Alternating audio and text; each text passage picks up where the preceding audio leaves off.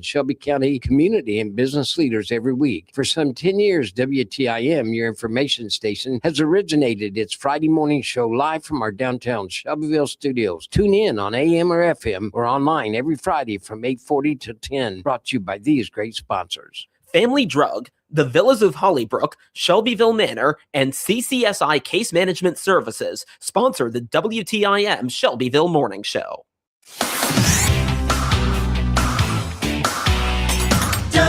WTIM. You're listening to the WTIM Morning Show on your information station, and the show is sponsored by People's Bank and Trust, where they put people first. I'm your host, Reed Kamai, and we finished things out today with Ted Chapman, and that's a name you might recognize, whether through WTIM trivia or more significantly through him being the organizer of a 9/11 remembrance ceremony that's going to happen in Taylorville, a 9/11 remembrance event happening again September on the 25th anniversary of that day. Ted, thanks for coming back in. Thank you for having me. Yes, it is our pleasure to bring you in. So I figured we'd start with just reminding our listeners of what's going to be happening on September 11th when we do this remembrance event. What should folks know about it? Well, we're going to recognize and honor all of our first responders. It was a lot of first responders that perished that day. Our guest speaker is actually a retired New York police officer who was on scene that day, and he will be doing the main part of our speaking. We're also going to honor not only our first responders, but our military personnel with a presentation of the flags. We will have Payne's Tower Truck and Taylorville's Tower Truck with a large American flag suspended between the two of them. So we'll have our own twin towers in a way. So we just want people to come up and just realize the sacrifice that these first responders do make, the ones that perished that day, but the first responders in our local area too, how they sacrifice their time in giving to maintain, protect our community and go out and help others. And they're very selfless about it. They're willing to do it. And so you mentioned the fire trucks. So like you're going to have, I imagine it's going to be like one fire truck, at the top of the ladder will, have one of the, have one of the wires, and then the other fire truck has the other. Yeah, they'll be suspended between the two ladders. The ladders will be extended. The honor guard bringing in flags will also enter through that with the first responders that are possibly on duty that day. I'm hoping to have a separate area for those responders. We're going to have some seating for bleachers, but you may want to bring a lawn chair. I don't know. It depends on the crowd that we have. We've got 4 sets of bleachers coming. We've got transportation from the fairgrounds if they want to park at the fairgrounds and ride transportation up to the square, because it is still a business day on the square that day. But we're going to have the east side and the north side blocked off for this presentation, this commemorative service. And as far as you're concerned, I'm sure if folks are needing lawn chairs, that sounds like a good problem to have, because that means a lot of people are turning up. So you're going to have it on the square. I remember you said if the weather doesn't really play along with us, you're going to move it to, is that the expo building at the fairgrounds? Yes, it will be. We'll move it into the expo building at the fairgrounds, and we'll still post the fire trucks outside with the large American flag suspended between them. Okay, well, definitely hoping for good weather on that day, because I think that'd be something else on that day. I feel like one of the things that's going to be the most profound is the speech from the individual you mentioned, and I think it's the one you had a couple months ago on the show talking to Grayson about the one who responded, who was there that day. Because like I've seen some footage, but I can imagine there is nothing quite like seeing it there with your own eyes. Yeah, he described how, if we have a building collapse, even here in Taylorville, even if one of our high rises was to collapse for some reason, we can't even start to compare the mound of rubble that was created by these collapsed 110-story buildings, the steel, the concrete, the furnishings that was inside, and it's just really, he's something very interesting to listen to.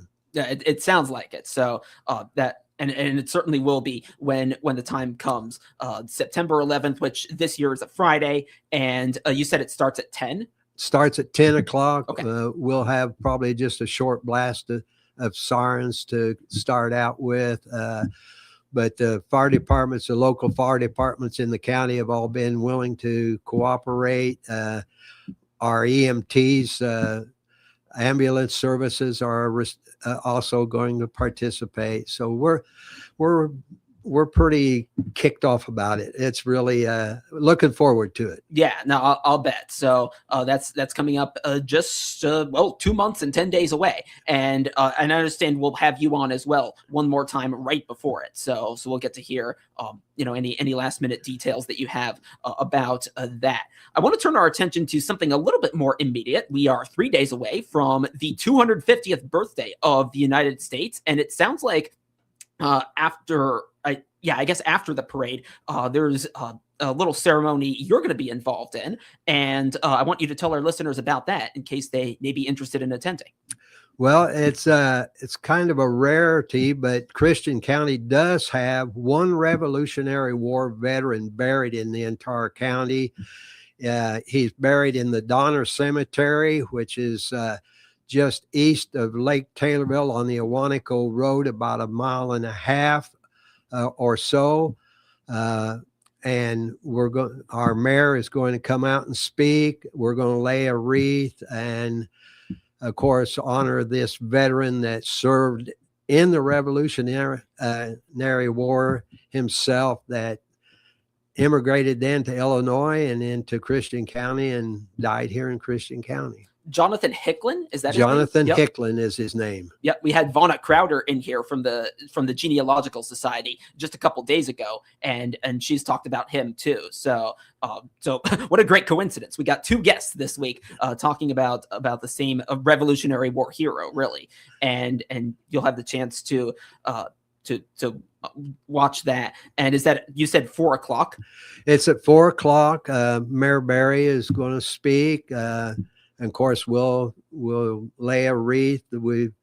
I just got notice that we're going to have a young lady that has indicated that she wants to come and sing the national anthem. So we're really excited about her coming. And then we do have a Revolutionary War reenactor that he is going to come and do a volley with a piece of equipment that he has at the end of it there, and of course taps at the end. So just celebrating 25 years of freedom and recognizing the one man that we have here buried here in Christian County that was a part of purchasing our freedom with his service to our country then. It sounds like, and no, that sounds like an impactful occasion that I hope a lot of people will show up to. And it sounds like from your perspective, right? You talk about this where of course celebrating 250 years of independence. That earlier that day at the parade, and then later, of course, with the fireworks, and then you're also involved in the 9/11 Remembrance event. It must feel kind of, I would think, and you correct me if I'm wrong, kind of full circle for you that you're involved in sort of recognizing all these different aspects of American history, really from the start to where we are now. I mean, does that sound accurate? Well, some of my descendants fought in the Revolution, served in the Continental Army.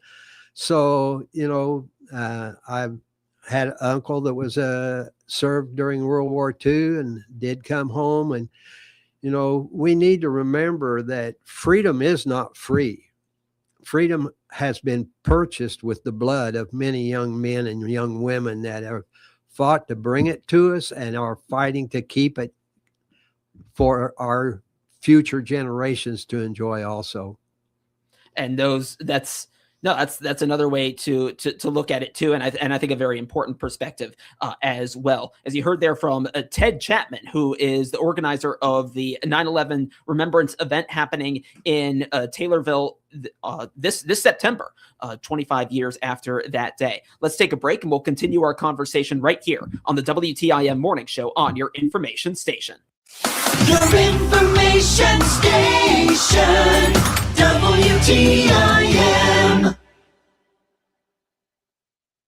RFD Radio Network. I'm Jim Taylor. Corn, beans, and Chicago wheat higher at this hour. July corn up 4 1/4, 4.17. September corn up 3 1/2, 4.20 1/4, and December corn 4.39 3/4, up 3 3/4.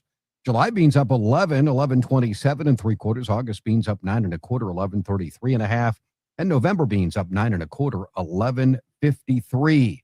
July Chicago wheat up 17 3/4, 5.98 1/2. July KC wheat up 13 1/2, 6.24 1/2. July bean meal up 2.10, 3.0680. July bean oil up 51 cents, 67.25. Livestock trade, August feeders 365.20, up 60 cents. August live cattle up a nickel, 240.47. July lean hogs down 30 cents, 94.02. Energy market, September Brent crude oil 71.91, down $1.04. RFD Radio Network. Finding the right employees can be a real challenge these days, whether you're hiring full-time or part-time. That's where the regional radio stations come in. We're here to help you connect with the qualified candidates you need. Check out IllinoisJobPost.com. That's IllinoisJobPost.com. It's part of our comprehensive radio and internet employment campaign designed to get your job openings noticed. For details, just reach out to your account manager. Put the power of radio and the internet to work for you at IllinoisJobPost.com. There's only one Central Illinois radio station that brings you the memories of the 60s and early 70s as you are cruising down the streets of your hometown. The dial position is 98.3 FM. The station is 98.3 WSVZ. From Macon to Vandalia and I-55 to I-57, cruising 98.3 plays the hits from early Elvis in the 60s to the British invasion of the Beatles, Herman's Hermits, and many more from the 1960s. Then we swing into the early half of the 1970s with artists like the Guess Who, the Doobie Brothers, and Elton John. Every song brings back something you remember about growing up. Set a button and crank up the station, playing good time rock and roll from the Tower of Power, cruising 98.3 WSVZ. Hey there, loyal listeners. This is your team at Regional Radio with a quick heads up. Some of the great programming you enjoy throughout the day is pre-recorded, but don't worry. We're still bringing you the same local content you love. Our legal team insisted we mention this, and hey, keeping the attorneys happy keeps us on the air. So thanks for tuning in and being part of the Regional Radio family. We're proud to bring local, compelling content to you 24 hours a day, 7 days a week.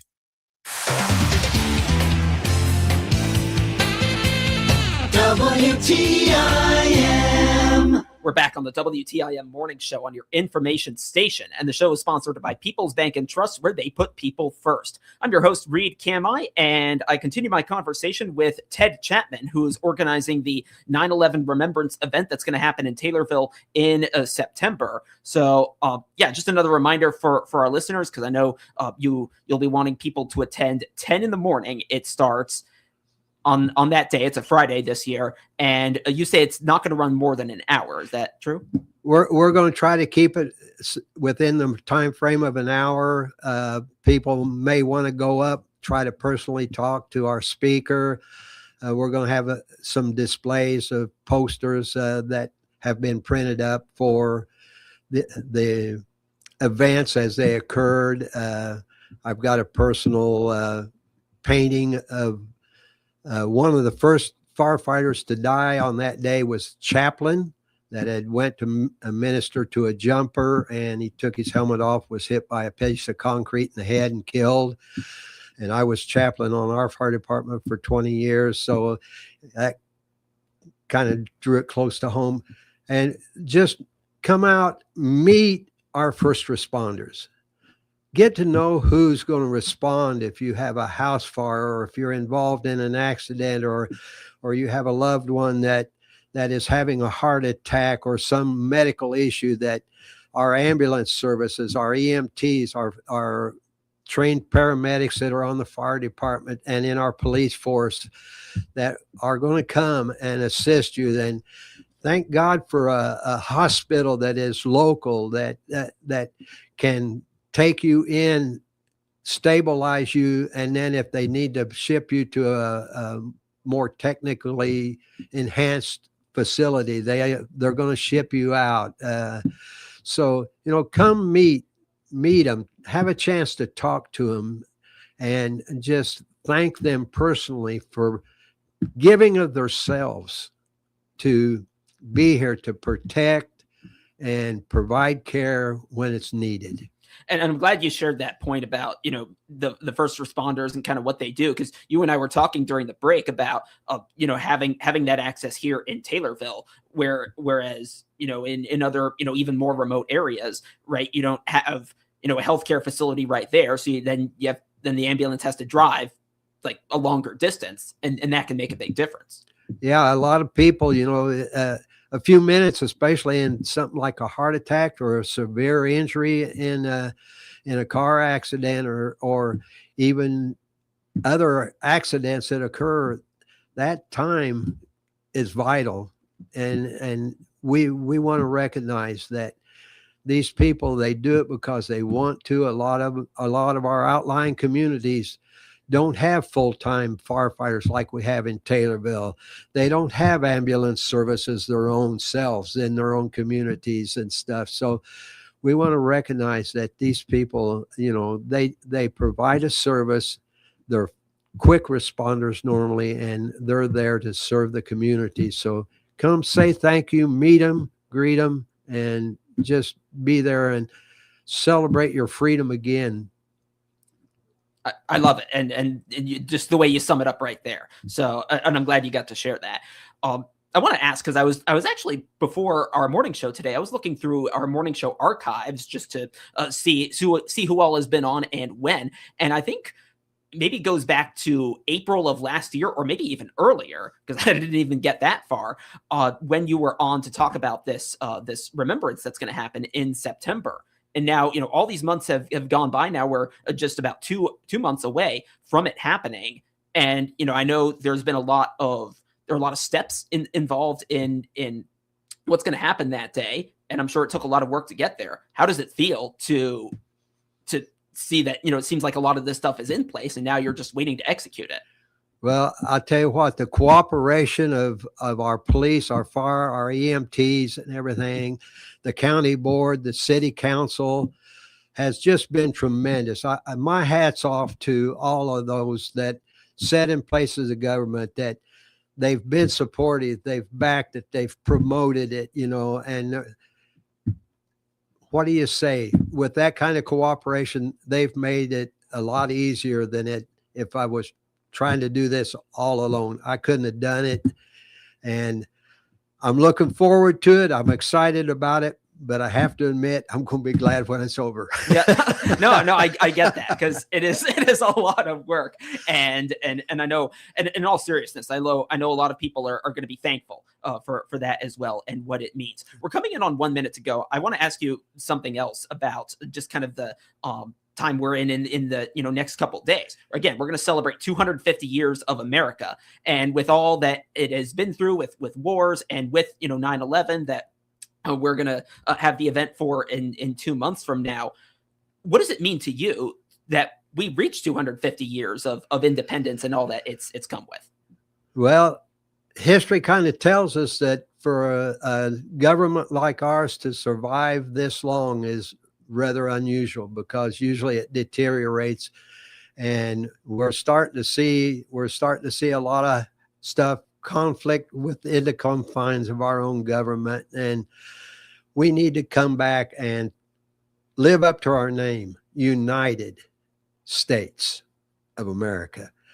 We need to enjoy the freedoms that we have. And I think that's a great note to end on there. Ted Chapman, organizer of the 9/11 Remembrance event in Taylorville, September 11th. It's a Friday, 10 a.m. Ted, thank you. Thank you for having me. And thank you for listening on the WTIM Morning Show on your information station. Back tomorrow. Have a great day. The Big 870 WTIM Assumption Taylorville. 96.1 FM Taylorville. 107.5 FM Shelbyville. 107.9 FM Pena Nokomis. Breaking news this hour from Town Hall. I'm Rich Thomason. President Trump is in the air. He's taking his first ride aboard the brand spanking new Air Force One. The plane donated to the United States by Qatar, a country that Mr. Trump says has treated us very well. The Emir Tamim, who's a great gentleman, he said, no, I'd like to make a contribution to the country.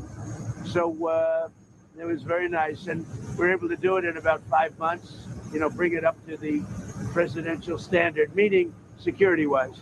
The president now on his way to North Dakota. He'll be speaking at the dedication of the Theodore Roosevelt Presidential Library.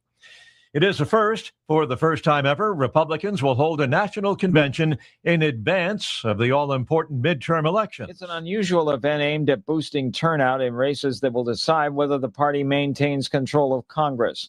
The convention will be held in Dallas on September 9th and 10th.